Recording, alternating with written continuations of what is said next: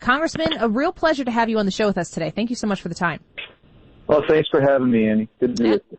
Absolutely. I'm curious about your focus, or the Taskforce focus. It's bipartisan, the effort here to get the economy back open again. When you hear Steve Mnuchin say that he thinks that we're really going to bounce back in July, August, and September, that sounds like very hopeful thinking for me sitting here in the middle of the country. Do you think that's something that's possible? Well, I think we need to get the country open before May and June if you want the truth. I mean, what we're seeing happening here is you're going to see more people become unemployed this week. You'll probably hit over 30 million this week.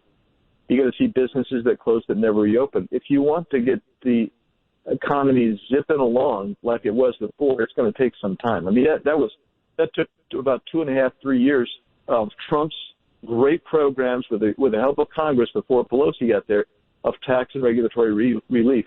We're going to need that again. And you got Pelosi that's going to try to throw speed stakes down because they don't want the economy to get back as soon as it should, is my humble opinion.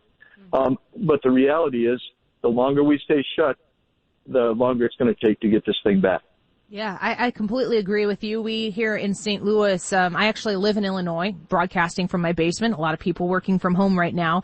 I live in a state that is being led by a Democrat governor. J.B. Pritzker here has extended our stay-at-home executive order through the end of May.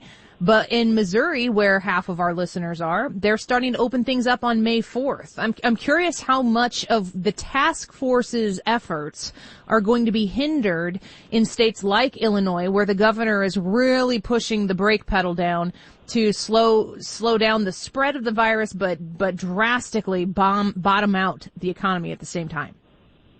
Yeah, it's going to be difficult because I agree with what the president's trying to do and what most on the task force tend to agree with is that this is, the governors have to have some control over their state that without federal interference. But at the same time, you're exactly right. I mean, you're going to see Illinois is going to really have a tough time bouncing back. Missouri is going to open up some of their stuff. They're going to go a little bit faster. Colorado is going to open up almost full on. And you've got a liberal Democrat, Jared Polis, who served with me in Congress. He's their governor. You got DeSantis down in Florida that's opening up. You got Kemp in Georgia. You're going to see their economies come back quicker. And I just say this, Annie, when is the last time you remember that we quarantined people who were healthy?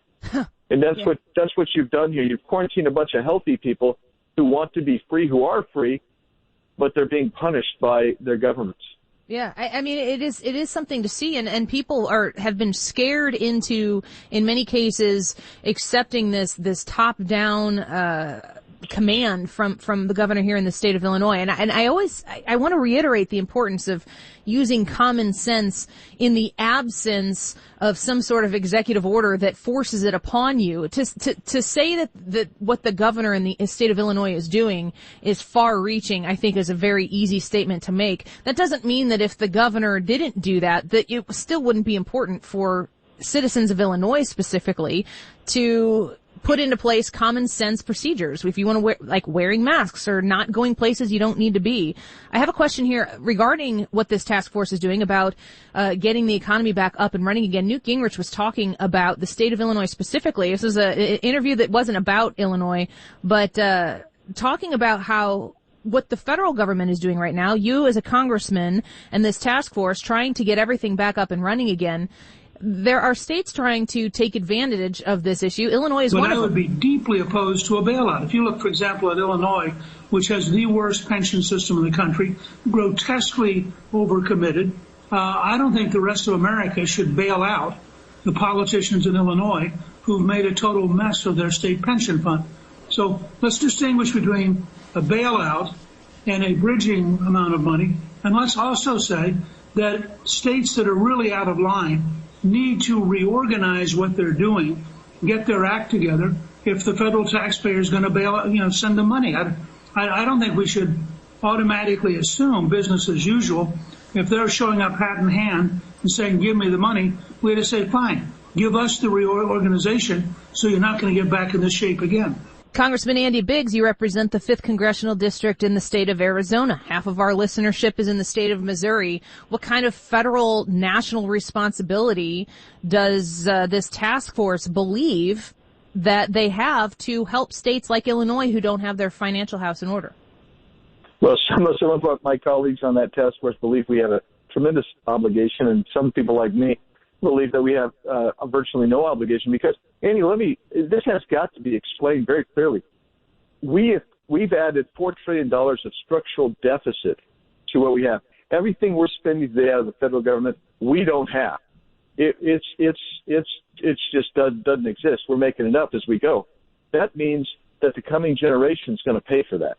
That means that we're not going to be held accountable in Washington, D.C. for that. So when I hear Governor Hogan of Maryland, for instance, or Illinois, where Pritzker in Illinois, who say, hey, we got to have a bunch of money here. A lot of it is due because of bad decisions made by your governance, your local governance. And to say that basically it's not people in Arizona that are going to bail you out. It's going to be people that are in Arizona 20, 30 years from now that are still paying down the national debt. Yeah. That really seems something that's anathema to me, because I look at it and I say, we're going to be pushing $30 trillion in national debt by the time we roll through paying all these people off. I mean, Nancy Pelosi's already putting out today that she wants to spend like $700-800 billion more just for the state and local governments. Wow. Congressman Andy Biggs on the phone with us, part of President Trump's congressional task force on reopening the American economy. Congressman, I have to ask, since you brought that topic up, in the months to come, say sometime this summer or later, close to the fall, is the president open to, is that something that you are talking about, though, is spending more taxpayer money to try to prop things up? Should things not be going as well as you'd like, or is that kind of off the table at this point? Well, right now, they've announced a phase 4 already, that they're working on a phase 4. I would anticipate that's probably 2 weeks out. You're going to get another addition on the PPP, which is probably going to be $300-400 billion more. So what I would tell you is you're going to have voices like myself saying you've got to be fiscally responsible and accountable about this. But I think you're going to see a lot of people want to throw more money toward these problems, these issues.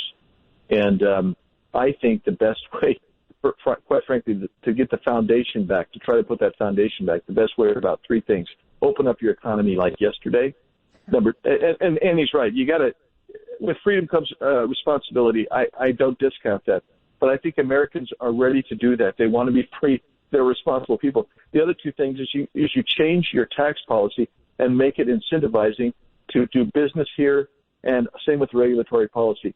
Those are the foundations for the economy that Trump laid in place, and I think that they're going to consistently be, from this time forward, the way we get our foundation back. Americans have been ready for that since the 18th century. That's just what we do. I mean, I think that can't be forgotten. Ryan had another question. Go ahead. Yeah, just real quick, based on what Trump had said, I think it was a little over a week ago, about the phased reopening, phase 1 being restaurants and movie theaters and things, phase 2 being schools, phase 3 being everything kind of going back to normal. Do you see that as still the timeline of things, or is it going to be much more nuanced based on states and based on different areas? I think different states are going to handle it different ways. What we're finding out, what the science is telling us, is that the actual incidence rate of young people under the age of 18 or in the K-12 sector is really, really remarkably low. And the case fatality rate is virtually non-existent for that range. So it would be helpful to get the schools open again, because that would facilitate actually getting businesses open again. So I think you're going to see some. I don't think it's going to be as clear cut as phase 1. We're doing this, nothing more. Phase 2. I think you're going to see some kind of an ad hoc approach in different things, and some states are going to approach it as everything's going to be open and coming back. Congressman Andy Biggs, one last question before we let you go. You're on President Trump's congressional task force to reopen the American economy. You've worked with him, and you have a closer peek behind the curtain than I do or than our listeners do about how this man does his job. We all see the tweets, we read the tweets, we see the combative press conferences, we see the combative questions that he's asked in these press conferences. It is a give and it is a take, and a lot of people forget that it is both sides of that coin. What's your experience working with this man who is just seems like he never sleeps? He's very dedicated to a solution. Whether everybody agrees with it or not, that's a different story. But what's your experience working with President Trump to try to conquer this issue facing the entire country? Well, my experience is this. He is really a gracious person. I've talked to him many times, both on the phone, individually, small group meetings, etc. He is very thoughtful. He thinks this thing through, and he lets people say what's on their mind when you're in there. So you can say, Mr. President, I think we should be doing this instead. And he will let that give and take go, but he's going to make a decision based on what he thinks is the best interest of this country. He loves this country. He loves the people of this country. He trusts them.